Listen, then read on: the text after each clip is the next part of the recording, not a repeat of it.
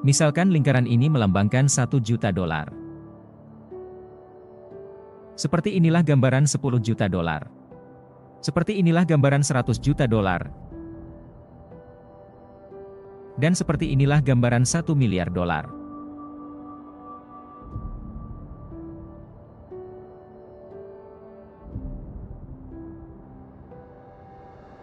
Jeff Bezos, pendiri Amazon, memiliki kekayaan bersih 117 kali lipat dari jumlah tersebut. Dan kemudian itu kamu. Anda mungkin sedang mengerjakan suatu pekerjaan saat ini, pekerjaan yang Anda peroleh dari gelar yang Anda pelajari di universitas. Anda mungkin tidak punya banyak tabungan. Biaya hidup Anda tampaknya sangat tinggi. Anda merasa seolah-olah Anda tidak dibayar cukup. Anda memiliki hutang kartu kredit yang perlu dilunasi. Mungkin Anda seorang pelajar yang sedang belajar untuk mendapatkan gelar yang Anda harap dapat memberi Anda pekerjaan yang Anda harap dapat menghasilkan banyak uang. Anda mungkin tidak memiliki tabungan apapun, hanya hutang pelajar yang menggantung di atas kepala Anda. Kekayaan. Menjadi kaya, itu semua tampak seperti mimpi yang jauh. Bagaimana mereka melakukannya? Anda bertanya pada diri sendiri. Melihat semua jutawan itu, para miliarder, terutama yang mencapainya di usia yang begitu muda, sungguh membuat Anda bingung. Itu membuatmu marah. Mereka beruntung. Mereka dilahirkan dalam kekayaan. Mereka curang demi mendapatkan uang. Tidak membuat mereka bahagia sebagai kejahatan. Dan saya tidak cukup pintar. Saya hanya kurang beruntung. Mimpi-mimpi yang Anda miliki tentang membeli rumah besar itu, mobil sport favorit Anda, melunasi hipotek Anda, bepergian keliling dunia, semuanya akan tetap seperti itu selamanya. Hanya mimpi, tidak lebih, tidak kurang. Anda menyadari bahwa ini adalah permainan yang curang. Ini adalah permainan yang dicurangi sejak awal dan Anda berada di pihak yang kalah. Tapi bagaimana jika aku bilang kamu salah? Bagaimana jika ada cara untuk mencapainya, persamaan nyata dengan kekayaan, ilmu di balik cara kerja uang? Bagaimana jika Anda tidak harus meninggalkan impian melunasi hipotek orang tua Anda atau bepergian keliling dunia? Apakah Anda akan menyebut saya pembohong karena mengatakan demikian? Saya berjanji tidak akan melakukan hal tersebut, dan di akhir video ini, Anda akan memahami bahwa ada sisi lain yang tidak diperlihatkan kepada Anda. Tapi saya peringatkan Anda, jalannya sulit, penuh dengan perjuangan, itu penuh dengan pasang surut. Ini berarti menelan beberapa kebenaran sulit yang belum diberitahukan oleh sistem sekolah dan masyarakat kepada Anda. Dan biar saya perjelas, banyak di antara Anda yang tidak akan berhasil mencapai ujung jalan ini. Namun bagi Anda yang memilikinya, di ujung jalan ini terdapat kekayaan yang melampaui apa yang Anda pikir dapat Anda peroleh. Jadi, apakah kamu bersamaku?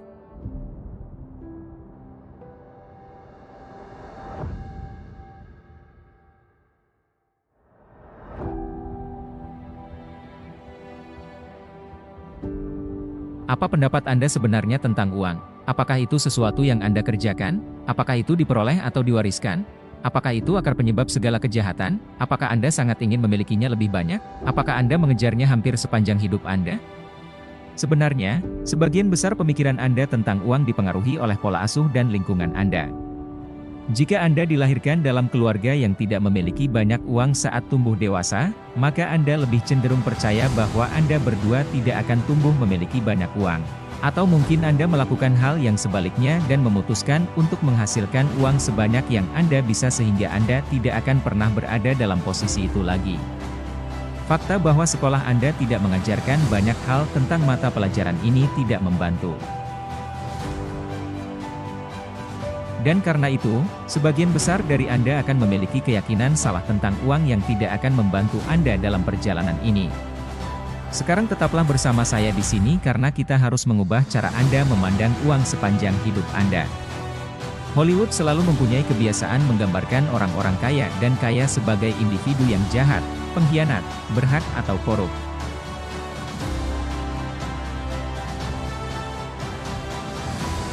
Pertanyaannya adalah, apakah Anda sudah percaya dengan stereotip tersebut? Sebuah laporan baru-baru ini yang dirilis oleh WealthX menunjukkan bahwa di antara orang-orang ultra kaya di dunia, yaitu mereka yang memiliki kekayaan bersih sebesar 30 juta atau lebih, 68% di antaranya adalah hasil usaha sendiri. Dan sepertinya setiap penelitian lain mendukung kesimpulan ini. Warren Buffett, miliarder mandiri. Howard Schultz, lahir dalam kemiskinan. Oprah Winfrey, lahir dalam kemiskinan. Jeff Bezos, miliarder mandiri. Elon Musk, miliarder mandiri. Sarah Blakely, miliarder mandiri. Apa yang diketahui orang-orang ini namun Anda tidak mengetahuinya? Faktanya adalah, semua persamaan Anda salah. Berikut persamaan dua dimensi yang telah diajarkan kepada Anda. Uang sama dengan gaji yang diperoleh dari suatu pekerjaan. Melewati titik tertentu, prospek mendapatkan pekerjaan menjadi satu-satunya tujuan pendidikan Anda. Jadi apa yang salah dengan itu? Anda bertanya. Saya berasumsi bahwa jika Anda menonton ini, Anda ingin menghasilkan uang, sebanyak-banyaknya, dan dalam waktu sesingkat mungkin. Jika itu adalah tujuan Anda, persamaan untuk menghasilkan uang ini tidak akan pernah membawa Anda ke sana. Kita akan memiliki satu sumber daya yang berharga, sumber daya yang paling penting, dan jika sumber daya tersebut hilang, tidak ada cara untuk mendapatkannya kembali. Sumber daya itu adalah waktu. Dalam pekerjaan standar, jumlah uang yang Anda peroleh bergantung pada jumlah waktu yang Anda habiskan untuk pekerjaan itu. Jika Anda memperoleh penghasilan $20 per jam dan bekerja 40 jam seminggu, Anda memerlukan waktu hampir 24 tahun untuk mencapai total $1 juta. Tapi itu belum termasuk pajak atau biaya apapun yang akan Anda keluarkan selama 24 tahun. Dan jangan lupa bahwa inflasi akan membuat $1 juta Anda menjadi kurang bernilai. Kenyataannya adalah dengan gaji $20 per jam, Anda hanya bisa menjadi jutawan di usia tua dengan hidup hemat. Dan sebagian besar sumber daya berharga yang dikenal sebagai waktu telah hilang begitu saja. Anda menukar uang sepanjang waktu dan jumlahnya pun tidak besar. Jadi sekali lagi Anda bertanya pada diri sendiri, bagaimana bisa ada jutawan dan miliarder mandiri yang berusia begitu muda? Apa yang membuat mereka sangat berbeda? Dan kebenarannya adalah, mereka memiliki persamaan yang lebih baik dari Anda. Mereka mempunyai cara memahami uang yang belum Anda pahami.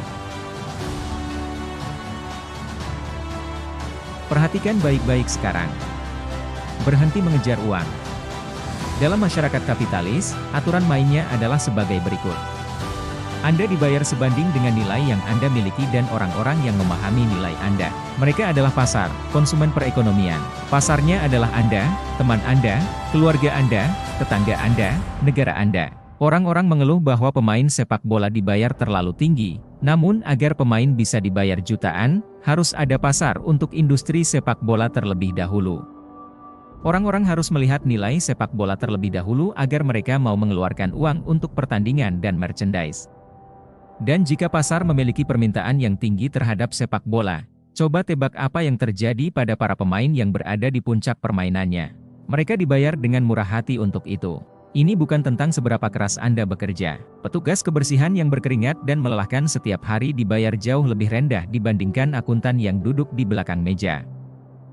Mengapa? Karena pasar memandang nilai dari apa yang dilakukan oleh petugas kebersihan jauh lebih kecil dibandingkan dengan akuntan. Meski terdengar kasar, pembersih bisa diganti oleh siapa saja. Tidaklah sulit untuk mempelajari bagaimana melakukan pekerjaannya, dan oleh karena itu pasar tidak akan membayarnya lebih dari seorang akuntan. Pria yang menghabiskan waktu bertahun-tahun mempelajari angka, orang yang telah menghemat ribuan pajak kliennya. Namun demikian, kita baru saja membahas bagaimana mendapatkan pekerjaan bukanlah cara yang tepat untuk mengumpulkan kekayaan dalam jumlah besar dalam waktu yang lebih singkat. Lalu bagaimana kita dapat meningkatkan nilai yang kita rasakan? Ada apa dengan orang-orang seperti Elon Musk atau Jeff Bezos yang membuat persepsi nilai mereka begitu tinggi? Langkah pertama menuju persamaan kekayaan ini cukup sederhana. Jika Anda ingin uang, selesaikan masalah. Jika Anda meluangkan waktu sejenak untuk mencerna pernyataan ini, Anda akan menyadari bahwa hampir semua uang mengalir dari premis dasar ini. Jika itu menyelesaikan masalah, maka uang akan berkucuran. Jika masalahnya adalah masalah $1 miliar, maka solusinya akan menghasilkan miliaran dolar bagi Anda. Pikirkan semua masalah yang diselesaikan situs seperti Amazon, kerumitan pergi ke toko, kerumitan menunggu berminggu-minggu untuk pengiriman, harga lebih murah, dan sebagainya. Belum lagi semua perusahaan lain yang dimiliki Amazon dan masalah-masalah yang dipecahkan oleh perusahaan-perusahaan tersebut. Jeff Bezos membantu memecahkan masalah bernilai miliaran dolar dan mendapat imbalan yang baik karena melakukan hal tersebut. Jika selama ini Anda mengejar uang, berarti Anda melakukan semuanya dengan salah. Kedengarannya hampir paradoks, namun jika Anda menginginkan uang, bukan uang yang harus Anda cari. Anda harus mencari masalah dan yang lebih penting, solusi terhadap masalah tersebut. Dan begitu Anda menemukan solusinya, buatlah bisnis untuk mengatasinya. Tunggu, jadi itu saja, selesaikan saja masalah dan uang akan muncul. Jadi saya harus menciptakan Amazon berikutnya agar saya menjadi kaya atau Facebook atau Google berikutnya. Anda pasti bercanda, bukan? Saya bahkan tidak tahu cara membuat kode. Aku bahkan tidak punya uang untuk memulai keterampilan itu. Aku bahkan tidak bertahan. Anda sekali lagi masuk ke pola pikir lama. Mulailah dengan sebuah masalah. Selalu memulai dengan masalah. Dengarkan pasar di sekitar Anda. Apa yang dikatakan orang-orang yang tidak mereka sukai? Apa yang dikatakan orang-orang yang mereka harap ada? Apa yang dikatakan orang-orang yang membuat mereka frustrasi? Apa yang menurut orang sangat merepotkan? Apakah itu masalah yang bisa Anda selesaikan? Dan juga, apakah ini merupakan masalah yang layak untuk dipecahkan? Langkah terakhir dari persamaan kekayaan ini adalah menemukan solusi terukur terhadap masalah tersebut. Solusi Anda perlu memengaruhi banyak orang yang memulai sebuah restoran? Itu tidak terukur. Anda dibatasi oleh area lokal dan langkah kaki di area tersebut. Tapi waralaba, sekarang, itu lebih terukur. Apakah solusi Anda berupa perangkat lunak? Kemudian, artinya, setelah perangkat lunak dibuat, Anda dapat menskalakannya secara online tanpa perlu mengkhawatirkan hal-hal seperti biaya produksi atau pengiriman karena semuanya dilakukan secara virtual. Semoga berhasil menemukan skala tak terbatas dengan pekerjaan. Tetapi berhati-hatilah. Apakah solusi Anda memerlukan waktu untuk menghasilkan uang? Katakanlah Anda adalah seorang guru yoga yang mengenakan biaya $100 per jam. Selamat, Anda hanya mendapatkan pekerjaan lain yang menyamar sebagai bisnis. Hanya ada sejumlah pelajaran tertentu yang dapat Anda lakukan dalam satu hari, dan oleh karena itu penghasilan Anda terbatas. Namun jika Anda membuat kelas yoga online yang berlangsung 24/7 dengan pelajaran yang hanya perlu Anda buat sekali, sekarang hal tersebut dapat diperluas. Menskalakan solusi Anda sangat penting di sini, jadi jangan sampai tersesat dalam hal ini. Otomatisasi juga memainkan peran penting. Sistem dan proses akan membuat bisnis Anda berjalan seperti mesin yang lancar jika diterapkan dengan benar. Jika ada sesuatu dalam bisnis Anda yang dapat Anda alihkan ke orang lain atau mempekerjakan seorang karyawan untuk melakukannya untuk Anda, dengan asumsi secara finansial masuk akal bagi Anda untuk melakukannya, maka lakukanlah. Menugaskan diri sendiri dengan segalanya adalah hal yang buruk. Meskipun Anda berpikir bahwa Andalah yang terbaik, ada seseorang di luar sana yang dapat melakukan pekerjaan lebih baik daripada Anda. Setelah Anda menemukan solusi, tugas Anda adalah memastikan solusi tersebut dapat diakses oleh semua orang di pasar Anda. Ini bukan tentang ego Anda, dan ini bukan tentang apa yang Anda sukai. Pasar tidak peduli dengan minat Anda. Jadi, sekarang setelah bisnis menguntungkan Anda berjalan dengan sistem dan proses yang tepat, inilah saatnya untuk melanjutkan dan menuai apa yang Anda tabur.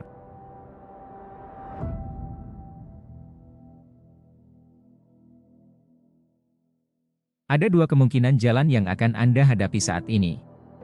Anda bisa melanjutkan bisnis Anda atau menguangkan dan menjualnya. Ini adalah akuisisi saat seseorang membeli solusi yang Anda gunakan selama bertahun-tahun untuk membangun bisnis. Ini adalah Instagram yang diakuisisi oleh Facebook senilai $1 miliar. Ini adalah PayPal yang dijual ke eBay seharga $1,5 miliar. $165 juta diantaranya langsung masuk ke kantong Elon Musk dan banyak peristiwa likuidasi lainnya yang terjadi di seluruh dunia. Disinilah semua upaya yang Anda habiskan untuk membangun perusahaan Anda membuahkan hasil. Dan jika Anda memilih untuk terus menjalankan bisnis Anda, ada banyak alasan mengapa Anda ingin melakukannya. Mungkin Anda menyukai perusahaan yang Anda bangun atau ingin tetap bersama buah hati Anda. Mungkin Anda berpikir Anda dapat menambahkan nilai lebih pada perusahaan dan menjualnya dengan harga lebih dari nilainya saat ini. Mungkin bisnis tersebut berjalan secara pasif sehingga Anda tidak perlu berbuat banyak untuk menjaga roda tetap berputar. Atau mungkin kombinasi dari ketiga hal tersebut. Apapun yang terjadi, Anda berhasil. Anda memecahkan masalah yang pasar ingin selesaikan, dan Anda mendapat imbalan yang baik karena melakukannya. Jadi sekarang saya bertanya, untuk apa semua ini?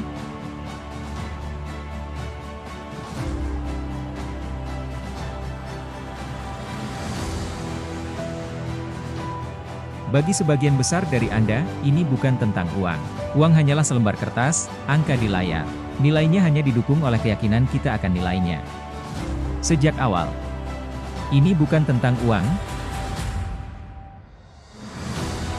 melunasi hipotek, membeli mobil impian Anda, bepergian keliling dunia, tidak perlu khawatir tentang situasi keuangan Anda.